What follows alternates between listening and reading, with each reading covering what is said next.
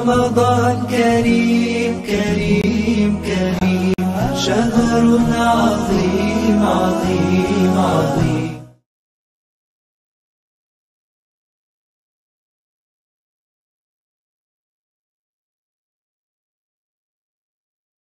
Bismillahirrahmanirrahim.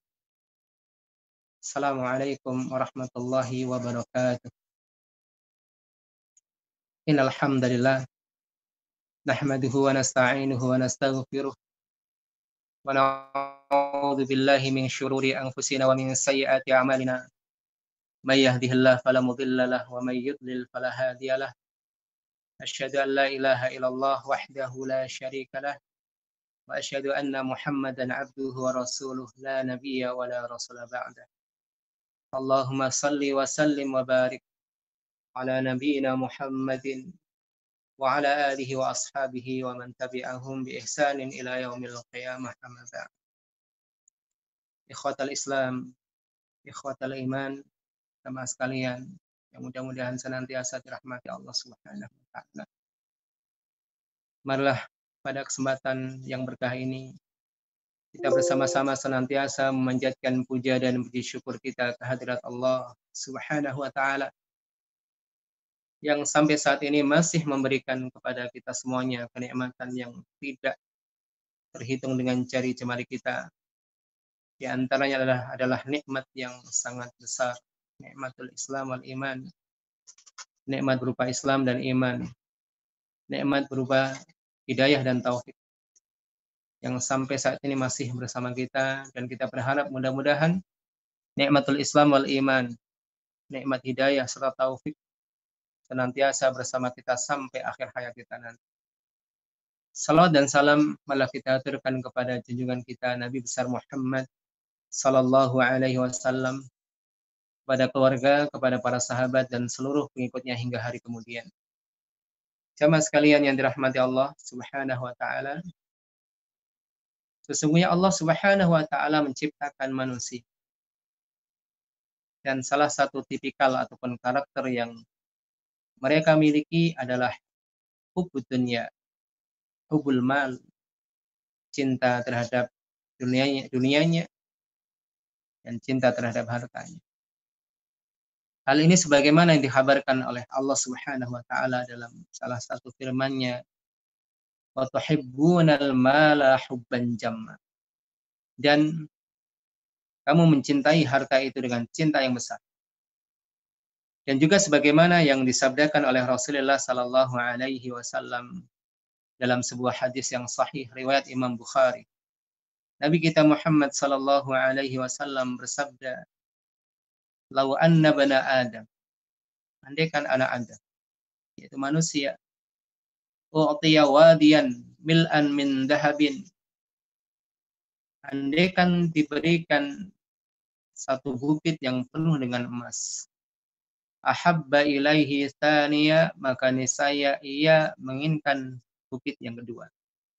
Walau u'tiya tsaniyan ahabba ilaihi tsalisa, dan andaikan diberikan kepadanya bukit yang kedua yang penuh dengan emas pula, maka dia akan menginginkan bukit yang ketiga. Wala yasuddu jawfa bani Adam illa turab, dan tidak ada yang bisa memenuhi kerongkongan anak Adam. Maksudnya adalah hawa nafsu dia terhadap dunia.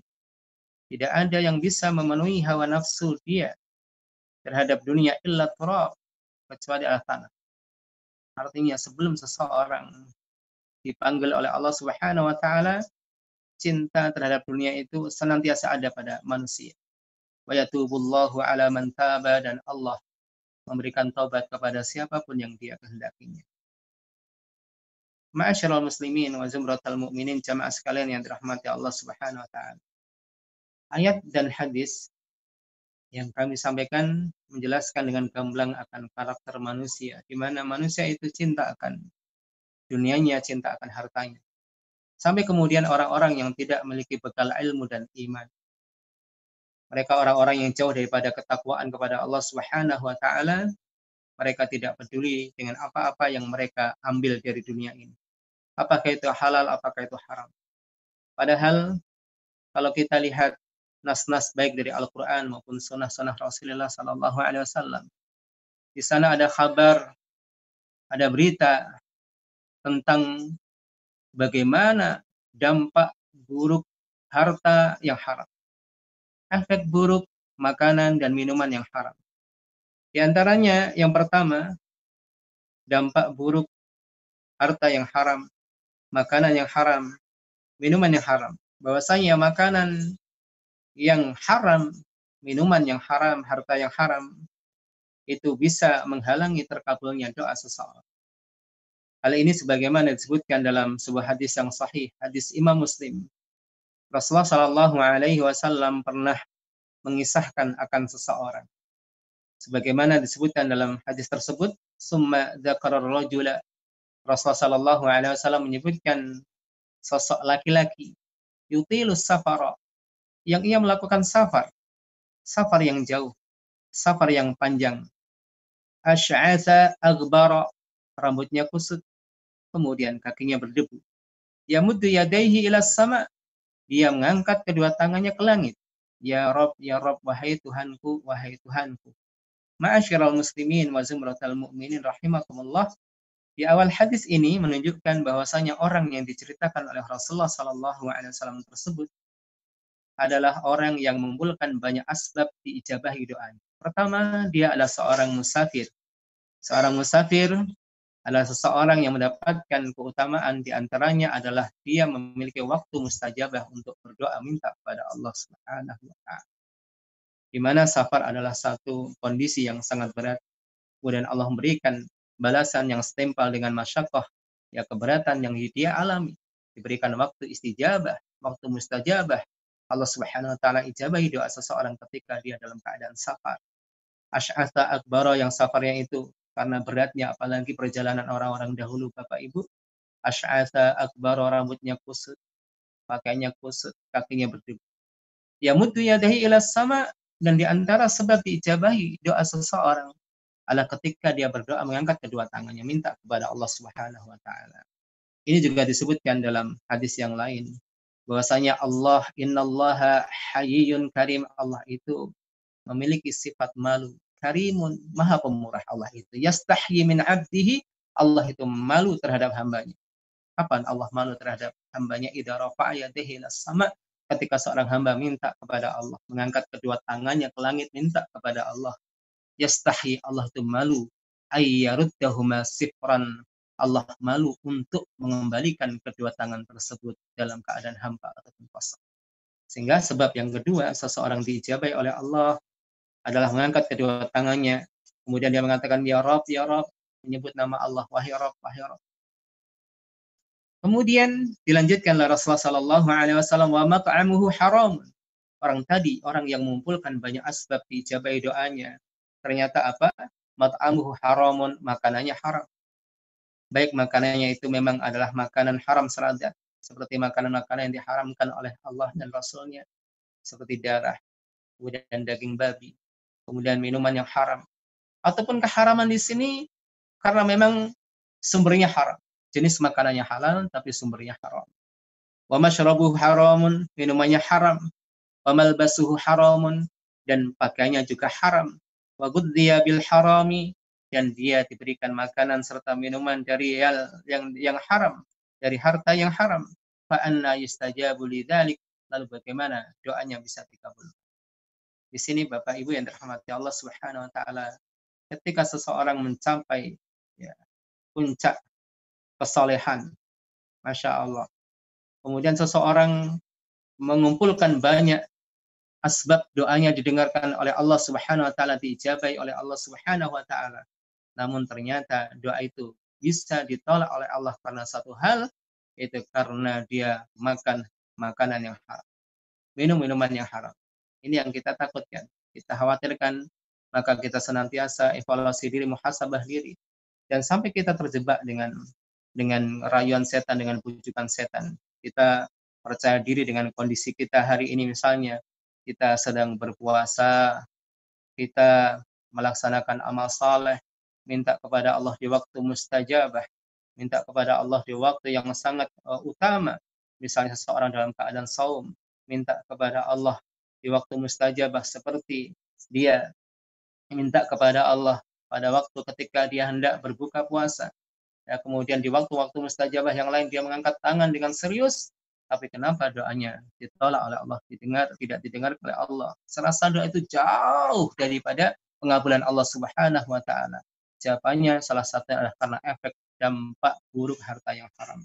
Satu, harta haram, ya sedikit harta haram yang mampir dalam kehidupan kita itu sangat memberikan efek yang sangat buruk. Ya, doa yang kita panjatkan pada Allah, yang kita tentunya percaya dengan janji Allah, ud'uni astajib lakum, kata Allah, mintalah kalian kepadaku niscaya aku kabulkan. Ini janji Allah Subhanahu wa taala. Bagaimana dahsyatnya doa. Doa para nabi luar biasa. Bagaimana doa mereka diijabai oleh Allah Subhanahu wa taala. Ingat, kita mengikuti jejak mereka para nabi, minta kepada Allah, berserah diri pada Allah, minta serius pada Allah. Kita mencoba untuk mengumpulkan segala sebab asbab supaya dikabulkan doa kita. Namun ternyata apa? Ketika satu hal, yaitu makanan haram, minuman yang haram, ataupun sumber nafkah kita, sumber penghasilan kita itu dari yang haram, itu sebagai sebab dihalangnya doa seseorang kepada Allah Subhanahu wa taala. Kemudian, barakallahu fikum Bapak Ibu yang dirahmati Allah Subhanahu wa taala, dampak buruk harta haram yang lain yang kedua adalah harta yang haram, makanan yang haram, minuman yang haram akan menyebabkan tidak diterimanya amal soleh seseorang dan terhapusnya pahala-pahala.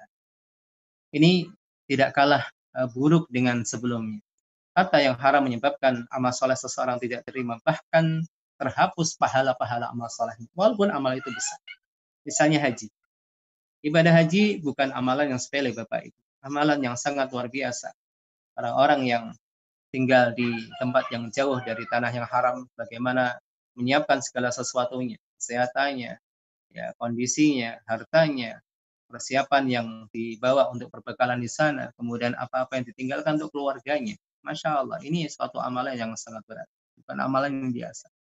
Yang hari ini tentunya kita mendengar ya, informasi ternyata tanah suci masih ditutup. Kita berharap mudah-mudahan segera dibuka kembali. Allah Subhanahu wa taala mengangkat wabah ini sehingga kita kaum muslimin bisa beraktivitas sebagaimana semula dan kemudian kita bisa maksimalkan amal-amal saleh kita. Salat jamaah kembali dibuka, kemudian salat Jumat kembali dilaksanakan. Ini harapan kita bersama. Tapi barakallahu fikum, Bapak Ibu yang dirahmati Allah Subhanahu wa taala, amalan haji amalan yang sangat besar. Bukan amalan sepele. Tapi disebutkan di sini dalam sebuah hadis, Rasulullah sallallahu alaihi wasallam bersabda, "Man hajja bimalin haramin." Barang siapa yang menunaikan ibadah haji dengan harta yang haram, faqala, yang dia mengatakan labbaika, aku penuhi panggilanmu ya Allah. Seorang berangkat ibadah haji, dia melakukan talbiyah, mengucapkan talbiyah, labbaik, labbaik Allahumma labbaik. Dia mengatakan aku penuhi seruanmu ya Allah, panggilanmu ya Allah. Nudiya labbaik wa la sa'daik, maka akan disuruhkan untuknya tidak ada talbiyah, tidak ada labbaik, tidak ada sa'daik. Farji' ma'zuran ghayra ma'jurin, maka pulanglah kamu, kembalilah kamu ke rumah kalian. Ya, pulanglah dan kembalilah ke rumah kalian ghayra ma'jurin. Ya, ma'zuran ghayra ma'jurin, membawa dosa namun tidak membawa pahala. Ini luar biasa. Padahal kalau kita bahasa fikih Bapak Ibu, orang melaksanakan ibadah haji dengan harta yang haram secara hukum sah, artinya orang tidak wajib mengqadha hajinya. Hajinya sah. Karena memang dalam pembahasan ini para ulama berbeda pendapat. Apakah orang yang melaksanakan sesuatu amalan dengan sesuatu yang haram ada di dalamnya, apakah sah atau tidak amalan tersebut, ini menjadi perbedaan para ulama. Misalnya orang yang melaksanakan salat dengan memakai pakaian yang haram, gamisnya haram, sarungnya haram, apakah salatnya sah atau tidak menjadi perbedaan para ulama. Di antara pendapat yang disampaikan oleh sebagian ulama, dinyatakan bahwasanya salatnya sah, tapi dia mendapatkan dosa karena membawa pakaian yang haram di dalam salatnya. Sebagaimana ibadah haji, orang melaksanakan ibadah haji dengan harta yang haram, maka hajinya sah. Artinya sah itu gugur kewajiban kalau itu haji untuk pertama kali, yaitu haji Islam, gugur kewajibannya, tidak diwajibkan qadha bagi. Tapi apakah dia mendapatkan dosa? Jelas. Sebagaimana ditegaskan dalam hadis ini, bahkan diserukan untuknya pulang dengan membawa dosa. Farji' ma'zuran ghayra ma'jurin. Pulanglah kamu dengan membawa dosa ghayra ma'jurin, tidak mendapatkan pahala. Ini yang kita takutkan. Kemudian disebutkan oleh mereka orang-orang yang saleh tentang hal ini. Di antaranya adalah seorang turjamanul Quran, seorang sahabat yang mulia, yaitu Abdullah bin Abbas radhiyallahu anhuma. Beliau mengatakan, la yaqbalullahu salatan mri'in fi jawfihi haramun. Allah Subhanahu wa taala tidak menerima salat seseorang ketika di kerongkongannya ada makanan yang haram. Di kerongkongannya ada makanan yang haram masuk ke dalam perutnya. Ini juga mengerikan Bapak Ibu, ditolak amalnya. Bahkan kalau kita pernah mendengar kisah tentang pernyataan Imam Ahmad ketika beliau membaca salah satu ayat, yaitu surat potongan ayat 27 dari surah Al-Maidah yang berkisah tentang kisah dua putra Nabi Adam alaihissalam, Qabil dan Habil. Allah Subhanahu wa taala di penghujung ayat mengabarkan innama yataqabbalullahu minal muttaqin. Allah hanya menerima Allah hanya menerima amalan dari siapa? Minal muttaqin, dari orang-orang yang bertakwa, orang-orang yang takut bertakwa pada Allah Subhanahu wa taala. Imam Ahmad gemetar badannya. Kelihatan rasa cemas di wajahnya sampai kemudian beliau ditanya, apa sebabnya? Kemudian beliau menjawab, sesungguhnya Allah menerima ataupun hanya menerima amal-amalan dari mereka orang-orang yang bertakwa. Tahukah kamu siapa orang yang bertakwa itu? Imam Ahmad kemudian beliau menjelaskan orang yang bertakwa itu adalah orang yang senantiasa takut dengan apa-apa yang ia masukkan ke dalam perutnya. Hati-hati orang yang menjaga perutnya dari hal yang haram. Karena apa? Karena orang-orang yang tidak hati-hati menjaga perutnya dari barang-barang yang haram, la yataqabbalullah, Allah tidak menerimanya. Kenapa? Karena innama yataqabbalullahu minal muttaqin, Allah hanya menerima amalan mereka orang-orang yang bertakwa kepadanya. Kemudian Sufyan Ats-Tsauri rahimahullah taala mengatakan, man anfaqal harama fit ta'ati kaman tahhara thawba bil baul. Barang siapa yang berinfak dengan harta yang haram di dalam ketaatan. Ada orang-orang yang semangat untuk menginfakkan hartanya, tapi dia tidak peduli kalau harta itu berasal dari yang haram. Satu sisi setan menjebak. Dibisiki dengan satu bisikan kalau orang itu menginfakkan hartanya, mungkin bisa mensisihkan harta yang haram. Tentunya ini pembahasan kalau nanti dikaitkan dengan fikih, ada beberapa harta yang misalnya orang itu dengan mengeluarkan harta yang haram bisa membersihkan hartanya. Ada beberapa pembahasan. Tapi secara umum, Allah Subhanahu wa taala adalah thayyib. Allah Subhanahu wa taala itu baik dan tidak menerima kecuali yang baik. Itu secara dasarnya. Maka di sini Sufyan Ats-Tsauri mengatakan man anfaqal haram, barang siapa yang menginfakkan hartanya, ya, menginfakkan harta yang haram. Barang siapa yang menginfakkan sesuatu yang haram dalam ketaatan fi ta'ah, kaman tahara tsauba bil bauli, maka dia seakan-akan membersihkan pakaian dengan air kencing. Apa yang terjadi ketika ada pakaian yang kotor dicuci dengan air kencing? Bukan jadi bersih, tapi kotor, bahkan najis. Bukan kotor lagi Bapak Ibu, bahkan najis, karena setiap yang kotor belum tentu najis. Ya, kita lewat kemudian pakaian kita terkena debu kotor, tapi belum tentu najis. Ya, tetapi ini luar biasa, orang yang menginfakkan sesuatu yang haram seperti orang yang mencuci pakaian dengan air kencing. Nauzubillah min dzalik. Wasaubu la yutahhiruhu ilal ma. Dan pakaian itu tidak bisa disucikan kecuali dengan air, kata beliau. Wa dzanbu la yukaffiruhu ilal halal. Dan dosa tidak bisa dihapus kecuali dengan yang halal. Kaifa yaqbalu min akil harami amalan au kaifa yuqbalu min akil harami amalan au yurfa'u lahu du'a'un. Wallahu ta'ala yaqul innama yataqabbalu Allah minal muttaqin.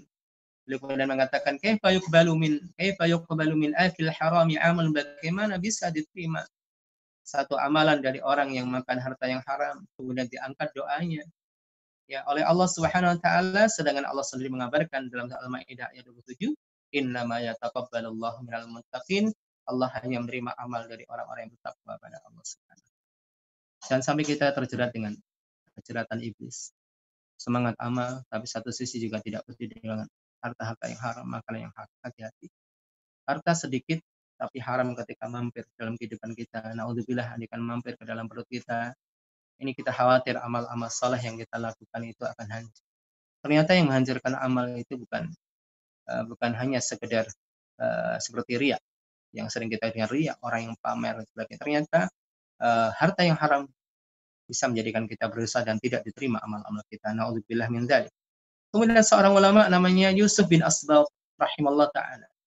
Yusuf bin Asbagh rahimallahu taala menyebutkan, qala inna syaba idza ta'abbada qala syaitan li'awan.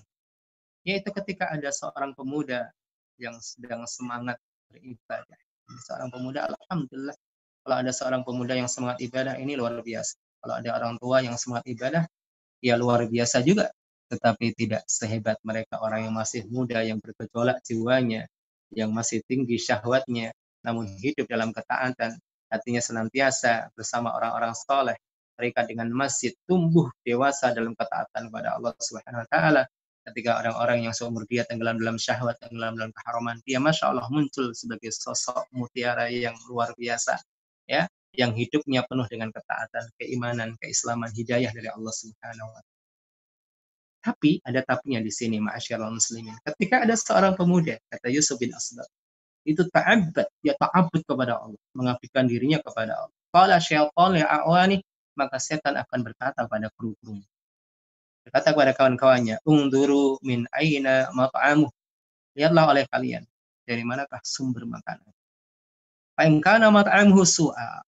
Kalau sumber makanannya itu su'a, buruk, kalau maka setan itu akan berkata kepada kru-krunya, da'uhu yad'ab wa yajtahid. Biarkan dia, jangan ganggu dia. Biarkan dia menikmati ibadahnya. Biarkan dia terlelah capek, ya, biarkan dia bermujahadah dalam ibadahnya. Kata setan pada kawan-kawannya, faqad kafakum nafsu. Maka sungguhnya dia itu sudah mencukupkan kalian. Inna jihadahu ma'a aklil harami la yanfa'uhu. Karena mujahadahnya dia, kesungguhan dia, ta'abudnya dia kepada Allah tidak bisa memberikan kepadanya sesuatu apapun. Ketika apa? Ketika dia makan harta yang haram. Na'udzubillah min dzalik. Di sini orang yang beribadah kepada Allah, ta'abud. Kata-kata ta'abud itu maknanya betul-betul dia itu orang yang suka mendekatkan diri kepada Allah Subhanahu wa taala. Oleh karena itu ada sebuah hadis Bapak Ibu sekalian yang sering kita dengar, ya, sebuah hadis yang sahih, yaitu kisah seorang mujahid. Kisah seorang mujahid qutila fi sabilillah, yang terbunuh di jalan Allah Subhanahu wa taala. Hukum secara zahir apa Bapak Ibu? Dia adalah syahid karena terbunuh di jalan Allah Subhanahu wa taala. Kita sering mendengar akan keutamaan orang yang syahid luar biasa. Makanya kita ini di antara orang yang berharap akan keutamaan syahid. Yang penting kita niatnya sungguh-sungguh. Niat sungguh-sungguh biasanya diiringi dengan usaha. Karena dalam sebuah hadis disebutkan, man sa'alallaha syahadata bisidqin ballagallahu manazila syuhada wa imata ala firash. Barang siapa yang mengangankan kesyahidan di jalan Allah bisidqin, dengan jujur. Bapak Ibu, syaratnya apa? Jujur. Syaratnya jujur, serius. Tidak hanya hiasan bibir. Saya pengen syahid, saya pengen mendapatkan syahidan. Tapi amal kesehariannya tidak membuktikan akan keinginan tersebut. Ya bisidqin, sidik, orang yang betul-betul jujur sama Allah. Maka orang seperti apa? Ballagallahu manazila syuhada wa imata ala firashih. Maka orang itu Allah akan angkat derajat dia seperti orang-orang yang mati syahid, walaupun dia mati bukan di medan tempur, mati di atas ranjang. Karena keutamaan luar biasa. Ya, maka kita niatkan mudah-mudahan kita termasuk orang-orang yang berniat dengan tulus ikhlas untuk mendapatkan kesyahidan di jalan Allah Subhanahu wa taala. Kalau orang serius, Allah kabulkan. Sebagaimana Umar bin Khattab radhiyallahu anhu, itu luar biasa. Ya, beliau minta syahid, tapi ada sesuatu yang unik Bapak Ibu. Umar bin Khattab radhiyallahu anhu minta syahid di jalan Allah, tapi belum minta wafatnya supaya di kota Nabi, kota Madinah Al-Munawwarah. Ini sesuatu yang aneh, sehingga para sahabat mereka itu banyak yang bergumam, bagaimana ini Umar bin Khattab meminta syahid kepada Allah, namun ingin kematian di kota Madinah. Allah kabulkan. Karena kesungguhan Umar bin Khattab radhiyallahu anhu, beliau meninggal ditusuk oleh seorang Majusi, kemudian beliau meninggal di kota Nabi Muhammad sallallahu alaihi wasallam. Keseriusan dalam menikah. Baik, barakallahu fikum. Orang yang meninggal di jalan Allah. Faqala sahabah radhiyallahu an. Kemudian ada salah seorang sahabat yang kemudian berkata, hani'an lahu asyahadah ya Rasulullah. Hani'an lahu asyahadah, selamat untuk kesyahidan dia wahai Rasulullah. Faqala sallallahu alaihi wasallam, kemudian Rasulullah sallallahu alaihi wasallam ketika mendengar ucapan seorang sahabat tersebut mengatakan, kalla, sekali-kali tidak, walladzi nafsi biyadihi, demi yang jiwaku berada di tangannya, inna syamlah, yaitu selendang ataupun kain, atau tahabu alaihi naron, menyala di atasnya api, akhadaha yauma Khaybar, yaitu selendang kain yang dia ambil pada peperangan Khaybar minal ghanaim, dari harta rampasan perang dari ghanimah, lam tusibhal maqasim, harta yang belum dibagi-bagi. Dia mencuri selendang, Bapak Ibu, ya, kita lihat selendang atau kain, Masya Allah, mungkin tidak begitu bernilai, tapi bukan hak dia, belum dibagi, padahal dia nanti dapat jatah, tapi belum dibagi oleh Rasulullah. Seorang mujahid yang meninggal, yang para sahabat itu, Masya Allah, pengen seperti itu, sampai ada seseorang mengatakan, hani'an lahu syahadah ya Rasulullah, sungguh mulia, selamat untuknya mendapatkan kesyahidan wahai Rasulullah. Itu menunjukkan bagaimana para sahabat iri terhadap kebaikan, pengen seperti itu. Tapi Rasulullah seorang yang mendapatkan wahyu dari Allah, dikabarkan, bukan seperti yang kalian katakan, sekali-kali tidak. Demi yang jiwaku berada di tangannya, selendang itu menyala api di atasnya. Selendang kain yang dia curi pada peperangan Khaybar dari ghanimah yang belum dibagi. Na'udzubillah min dzalik. Maka ini yang perlu kita renungkan, Bapak Ibu yang dirahmati Allah. Ya, luar biasa harta yang haram itu, bahkan dalam hadis yang sangat masyhur, hadis Imam Muslim, itu ada orang-orang yang bangkrut di akhirat nanti, orang-orang yang ketika dihisab oleh Allah Subhanahu wa taala ternyata menjadi orang-orang yang bangkrut. Orang yang bangkrut itu maksudnya bukan orang yang tanpa amal. Dia datang berjumpa dengan Allah, membawa ya, sekian tumpuk amal soleh, puasanya, zakatnya, dan lain sebagainya. Namun ternyata apa? Dia melakukan yang haram, termasuk di antara keharaman yang dilakukan kezaliman. Dia melakukan kezaliman, dan di antara kezaliman yang ia lakukan adalah wa akala mala hada. Dia makan hartanya si fulan, makanya makan harta orang ini, makan harta orang itu. Hati-hati Bapak Ibu, ternyata amal soleh itu bisa hilang pahalanya. Orang yang bangga dengan amalnya di bawah di hadapan Allah, tapi ternyata dia makan harta si fulan, maka ini menjadikan dia orang-orang yang muflis. Alhamdulillah min dzalik. Kemudian yang ketiga, Bapak Ibu yang dirahmati Allah, dampak buruk harta yang haram yang ketiga adalah harta yang haram ancamannya adalah neraka. Ini juga tidak kalah mengerikan. Disebutkan dalam sebuah hadis riwayat Imam Al-Baihaqi, di mana Rasulullah sallallahu alaihi wasallam bersabda, la yadkhulul jannata jasadun wudhiya bil harami, tidak akan masuk surga jasad badan seseorang yang tumbuh dengan makanan yang haram. Jadi tidak akan masuk surga jasad badan yang tumbuh dengan makanan yang haram. Kemudian dalam hadis Imam At-Tirmidzi dari sahabat Jabir bin Abdullah radhiyallahu anhu, anna Rasulullah sallallahu alaihi wasallam qala, Rasulullah sallallahu alaihi wasallam bersabda, lan yadkhulul jannata lahmun nabada min sukhtin atau min haramin. Lan yadkhulul jannah, sekali-kali tidak akan masuk surga. Apa itu lahmun? Daging. Nabata yang tumbuh min sukhtin au haramin, yang tumbuh dari makanan yang haram. Ini juga ancaman yang sangat luar biasa. Makanya Rasulullah sallallahu alaihi wasallam, manusia terbaik, contoh teladan kita, mencontohkan akan hal ini supaya kita lebih hati-hati.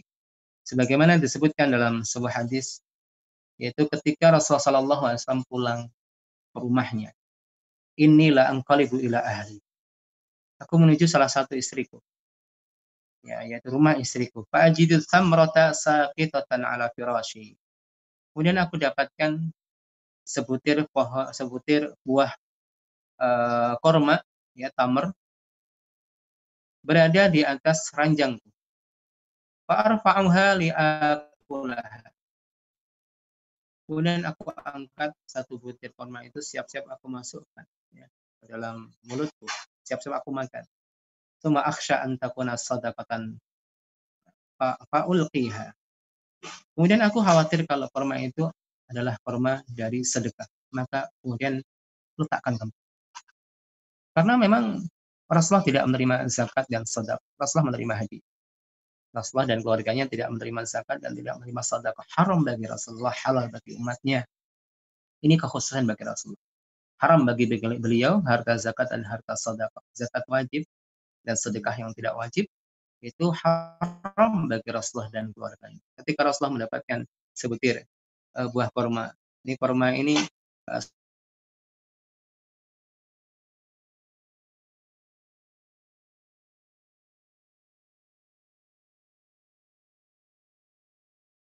dan untuk orang-orang yang beriman. Simbol mereka orang-orang yang beriman. Orang-orang beriman seperti pohon korma, Masya Allah. Pohonnya baik, buahnya juga baik. Tapi kalau bersumber ya dari yang haram atau cara mendapatkannya tidak halal, jadi haram dia, walaupun secara halal, ya, secara zat halal. Baik, Rasulullah meletakkan kembali, tidak jadi makan. Jadi hati-hati. Kalau itu haram, padahal belum jelas, Bapak Ibu. Padahal belum jelas di sini. Padahal belum jelas. Mungkin kalau sebagian orang, belakangan kita pikir dah yang penting kita makan dulu. Haram halal belakangan. Ini tidak, Rasulullah. Jangan-jangan. Ini mimbabil ihtiyat. Itu bentuk kehati-hatian Rasulullah SAW. Kemudian juga contoh dari orang terbaik nomor 2 dari umat ini. Yang pertama adalah Rasulnya. Yang kedua adalah sahabatnya Abu Bakar As-Siddiq radhiyallahu anhu. Di mana disebutkan Abu Bakar As-Siddiq radhiyallahu anhu kana la ya'kulu illa min kasbihi. Beliau tidak makan kecuali dari hasil tangannya. Kemudian satu hari datanglah pembantunya dengan membawa sesuatu makanan, fa'akala minhu, kemudian dia makannya. Summa qala al-ghulam li Abi Bakrin. Kemudian pembantunya tersebut mengatakan pada Abu Bakar, atadri ma ada, tahukah kamu apa ini? Faqala Abu Bakrin, wa ma huwa? Kemudian Abu Bakar mengatakan, apa itu? Qala kuntu takahantu li rajulin fil jahiliyah fa'atani. Dulu aku pada masa jahiliyah pernah melakukan perdukunan. Kemudian dia memberikan upah kepadaku. Fa'adkhala siddiqu isba'u fi fihi wa ja'ala yuqayyu hatta dhanna anna nafsahu satakhruj. Kemudian Abu Bakar As-Siddiq radhiyallahu anhu masukkan jarinya ke mulutnya, kemudian dicolok gitu, sampai dimutahkan semuanya, ya, hingga Abu Bakar menyangka bahwa nyawanya akan ikut keluar bersama makanannya itu. Saking seriusnya beliau memuntahkan makanan yang haram. Ini kehati-hatian Abu Bakar karena beliau tidak ingin daging yang ada pada dirinya tubuhnya itu tumbuh dengan makanan yang haram. Masya Allah, ini contoh terbaik dari Rasulullah dan dari Abu Bakar As-Siddiq radhiyallahu anhu. Kemudian barakallahu fikum Bapak Ibu rahmat Allah Subhanahu wa taala, dampak buruk yang kedua dari harta yang haram, makanan dan minuman yang haram adalah bisa menyebabkan keras dan matinya hati. Allah Subhanahu wa taala mengabarkan dalam salah satu firman-Nya, kalla bal rana ala qulubihim ma kanu yaksibun. Sekali-kali tidak. Bahkan bal rana ala qulubihim ma kanu yaksibun, akan ada noktah kotoran di atas hati mereka disebabkan apa-apa yang mereka lakukan. Maksudnya apa Bapak Ibu? Amalan yang haram, perbuatan maksiat itu akan bekas pada jiwa seseorang, pada hati seseorang, pada kalbu seseorang. Termasuk diantaranya adalah makanan yang haram. Jangan sangka bahwasanya makanan haram itu buntutnya hanya di akhirat. Bahkan dia akan memberikan efek yang sangat buruk di dunia. Akan menyebabkan hati seseorang menjadi keras dan mati, minimal sakit. Karena kalau kita bicara tentang kalbu, para ulama menjelaskan ada 3 macam jenis kalbu. Ada qalbun salim, ada qalbu, ada hati yang salim, hati yang sehat, tanpa cacat, tidak terkotori dengan kesyirikan, tidak terkotori dengan dosa besar, tidak terkotori dengan bid'ah. Masya Allah, hati inilah hati yang kita harapkan. Yauma la yanfa'u malun wala banun illa man atallaha biqalbin salim. Hari di mana tidak akan memberikan manfaat kepada seseorang, apanya? Hartanya, wala banun, dan anak lelakinya, illa man atallaha, kecuali orang yang datang kepada Allah, ya, membawa hati yang saling, hati yang bersih. Yang kedua ada hati yang marid, yang sakit, ada hati yang mayit, ada hati yang mati. Ya, keras dan mati hati itu ternyata apa? Bisa disebabkan dari harta yang haram. Sehingga akan muncul tanda-tanda hati seseorang itu sakit, mati ataupun keras. Di antara tandanya Bapak Ibu, kalau kita bicara tentang tanda-tandanya cukup banyak. Ya, kalau kita bicara tentang tanda-tanda hati yang sakit atau hati yang mati sangat banyak. Tapi salah satu di antara ciri hati yang keras, yang mati adalah dicabutnya sensitivitas hatinya terhadap yang ma'ruf dan yang mungkar. Ini bagian yang sangat penting. Orang yang beriman, yang hatinya itu salim, itu senang terhadap yang ma'ruf, yang baik, dan benci terhadap mungkar. Yang kemudian diharapkan muncul satu karakter berikutnya, seorang mukmin itu adalah orang yang melakukan amar ma'ruf, yang merintahkan kebaikan karena dia mencintainya, kemudian dia melarang kemungkaran karena dia membencinya. Namun ada sebagian orang yang kemudian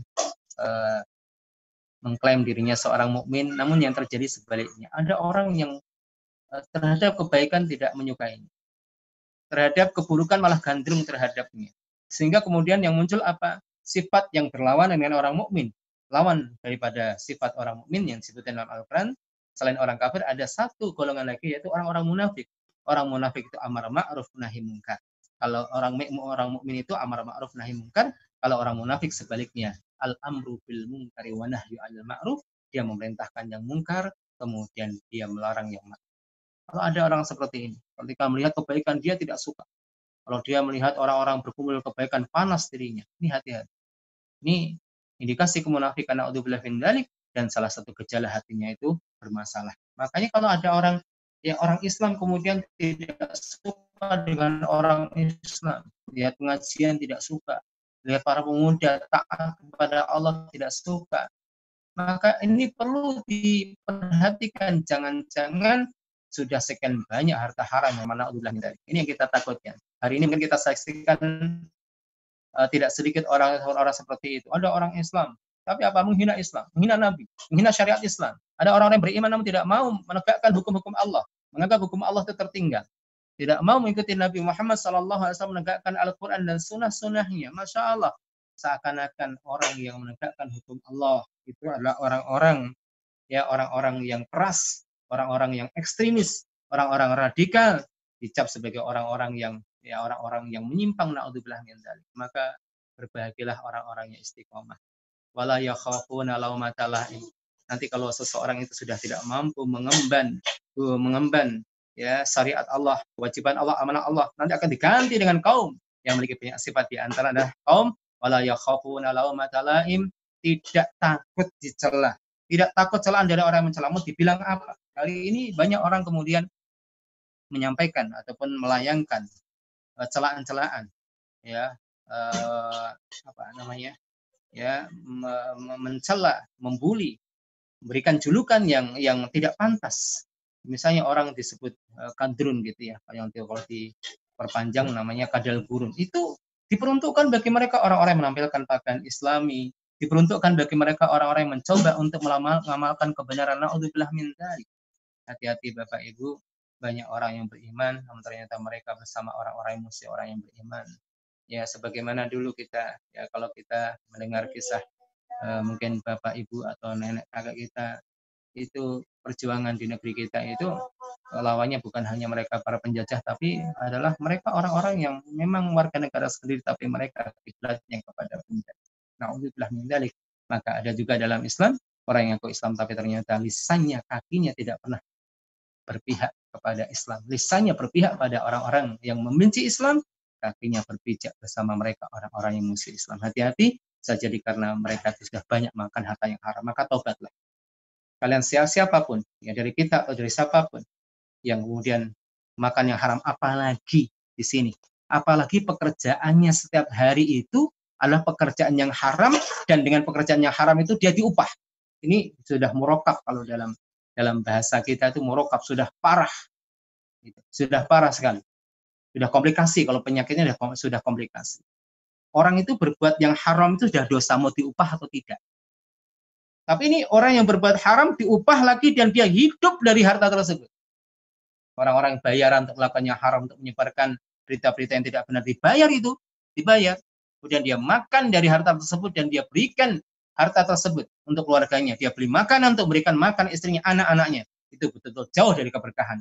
Orang seperti ini sangat dikhawatirkan tidak bisa tobat sampai akhir hayatnya, karena dia telah membiasakan hidupnya seperti itu.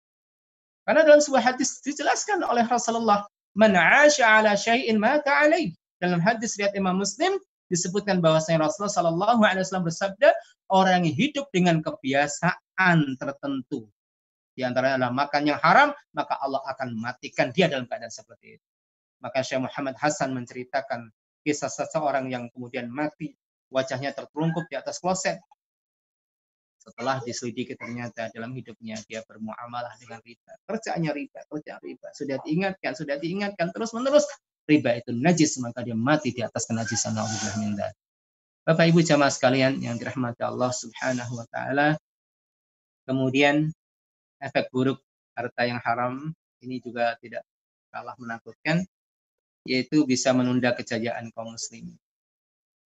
Ini salah satu yang harus menjadikan kita berpikir, Bapak Ibu, kita mulai dari diri kita, dari keluarga kita, dari masyarakat kita. Ya, ternyata harta yang haram, khususnya adalah harta riba, itu menyebabkan tertundanya kemuliaan, kejayaan, kemenangan kaum muslimin. Idza tabaya'tum bil 'ainah wa taba'tum adnabal baqar wa raditum bizar'i wa taraktumul jihad sallallahu alaikum dhullan la yansi'uhu hatta tarji'u ila dinikum. Kalau kalian harta yang berputar adalah harta yang haram. Sistem riba yang menggurita ini yang mengerikan. Kaum muslimin terlena dengan dunianya, cinta dunia, cinta pertanian, perkebunan, cinta peternakan, yang itu menyebabkan tarkul jihad, meninggalkan jihad, tidak semangat berjuang.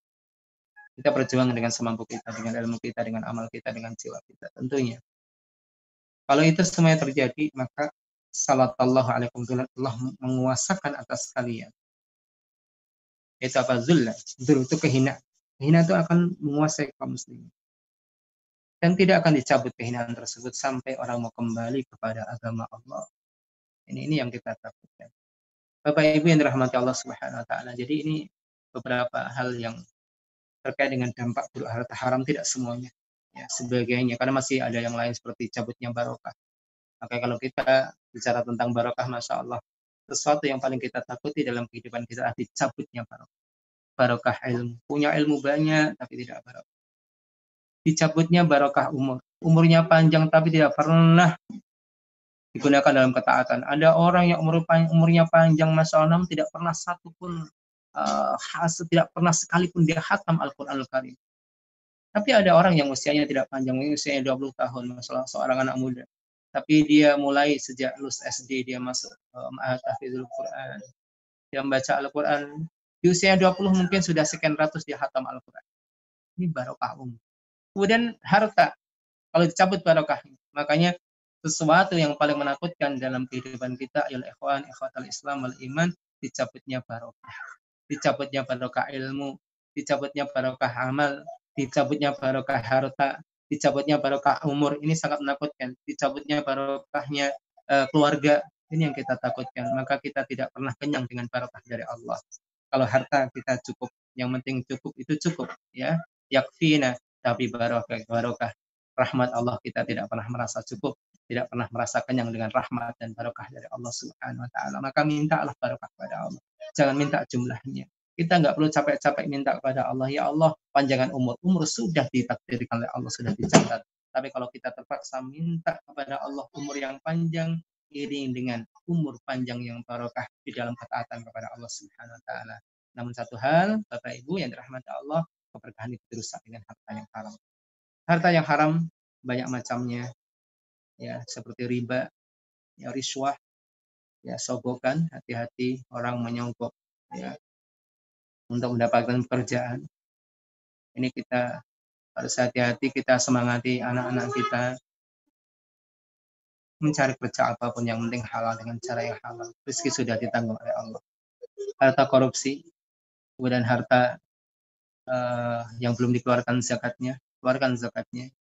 Kemudian transaksi-transaksi yang haram, gade yang tidak sesuai dengan syariat, ataupun hutang yang tidak ditunaikan dengan dia niat untuk tidak membayarnya, dan masih banyak lagi. Dan yang kita takutkan adalah riba yang sifatnya sudah tersistem, ya, yang mungkin riba secara personal sering kita ingatkan, dan insya Allah mulai banyak orang sadar akan hal ini. Tapi sistem riba yang sudah menggurita ini, yang sudah menjadi tatanan dunia ini, yang kita harus waspadai. Ya, kita mulai dari kita, dari keluarga kita, dan sampai kita terbelenggu dengan jeratan-jeratan riba. Demikianlah Bapak Ibu, ikhwatal Islam wal iman, apa yang bisa kami sampaikan pada sore hari ini. Mudah-mudahan memberikan manfaat kepada kita semuanya. Bila taufik wal hidayah. Assalamualaikum warahmatullahi wabarakatuh.